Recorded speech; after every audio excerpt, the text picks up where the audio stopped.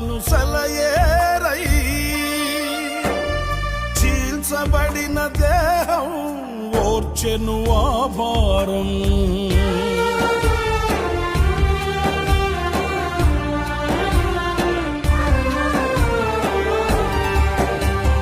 చిందిన నీ రక్తం పారెను సెలయేరై, చీల్చబడిన దేహం ఓర్చెను ఆ భారం.